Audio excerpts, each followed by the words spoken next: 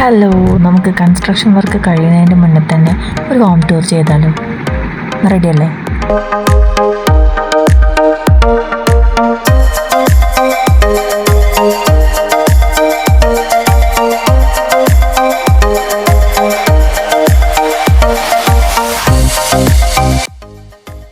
അപ്പോൾ ഇത് മെയിനായിട്ട് സിറ്റ് ഔട്ട് കഴിഞ്ഞ് കഴിഞ്ഞാൽ ഇതാണ് ലിവിങ് ഏരിയ ആയിട്ട് വരുന്നത്. ഇതിലൊരു ഡിവിഷൻ വന്നിട്ട് ഒരു TV യൂണിറ്റൊക്കെ ഇതിൽ വരുന്നുണ്ട്.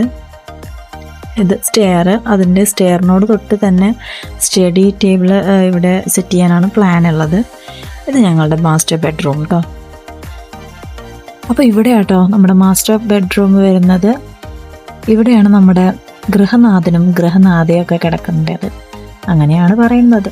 ഏതായാലും ഞങ്ങളുടെ റൂമാട്ടോ ഇത് കുട്ടികൾക്കുള്ള റൂമായിട്ടാണ് ഞങ്ങളിപ്പോൾ തീരുമാനിച്ചിട്ടുള്ളത്. ഇവിടെ ബാത്റൂം അറ്റാച്ച്ഡ്, അതിൽ കണ്ടില്ലേ ചെറിയ ഹോൾ പോലെ, ഇപ്പോഴത്തെ മോഡലാന്നൊക്കെ പറയുന്നുണ്ട്. ഇത് നമ്മുടെ ഓപ്പൺ കിച്ചൺ. അതിന്ന് പിന്നെ പോയി കഴിഞ്ഞാൽ ചെറിയ കുഞ്ഞു വർക്ക് ഏരിയയാണ് വരുന്നത്. അതിൽ തന്നെ അടുപ്പ്, അതേപോലെ സിങ്ക്, പിന്നെ ഇത് ഫ്രിഡ്ജ് വെക്കാനുള്ള ഏരിയ ആണ്. ഇവിടെ കുറച്ച് സ്പേസ് ഇട്ടിട്ടുണ്ട്. ഇനി നമുക്ക് മുകളിലോട്ട് കയറി വെക്കാം. മുകളിലേക്ക് കയറുമ്പോൾ തന്നെ സ്റ്റെയറിൻ്റെ അവിടെ നമുക്ക് ബേ വിൻഡോ വരുന്നുണ്ട്.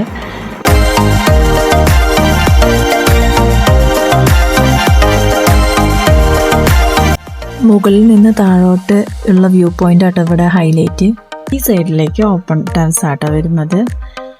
പിന്നെ ഈ മുകളിൽ തന്നെ 2 റൂമാണ് വരുന്നത്. ഇവിടെ ഒരു റൂം വരുന്നുണ്ട്, പ്ലസ് അറ്റാച്ച്ഡ് ബാത്റൂം.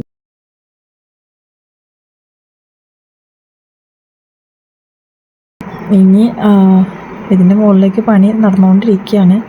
വാർപ്പാവണേ ഉള്ളൂ. അപ്പോൾ അതുകൊണ്ടാണ് ഒരു വീഡിയോ ഇപ്പോൾ തന്നെ കാണിച്ചത് കേട്ടോ. വാർപ്പും കൂടി ആയിക്കഴിഞ്ഞാൽ ലൈറ്റും കാര്യങ്ങളൊക്കെ ഒന്നും ഉണ്ടാവില്ലല്ലോ വിചാരിച്ചിട്ടാണ് ഇപ്പോൾ കാണിക്കുന്നത്.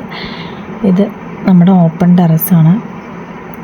ഫ്രണ്ടിലോട്ട് ഓപ്പൺ ടെറസും ഇവിടെ ചെറിയൊരു ബാൽക്കണി സെറ്റ് ചെയ്യാനാണ് പ്ലാൻ ഉള്ളത് കേട്ടോ.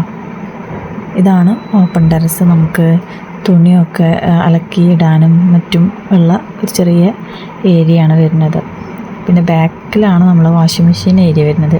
ഇവിടെയാണ് വാഷിംഗ് മെഷീനും അതേപോലെ അലക്കുകല്ലൊക്കെ സെറ്റ് ചെയ്യണത് അവിടെയാണ്. അപ്പോൾ ഇത്രയൊക്കെയാണ് നമ്മുടെ വീട്. ഇതിൻ്റെ പുറത്തുള്ള ബാത്റൂം ആട്ടോ അത്. അപ്പോൾ ഇത്രയും ആട്ടോ നമ്മുടെ വീട് വരുന്നത്. ഇനി ബാക്കി വരുന്ന വിശേഷങ്ങളുമായിട്ട് അടുത്ത വീഡിയോയിൽ കാണാം കേട്ടോ. ബൈ.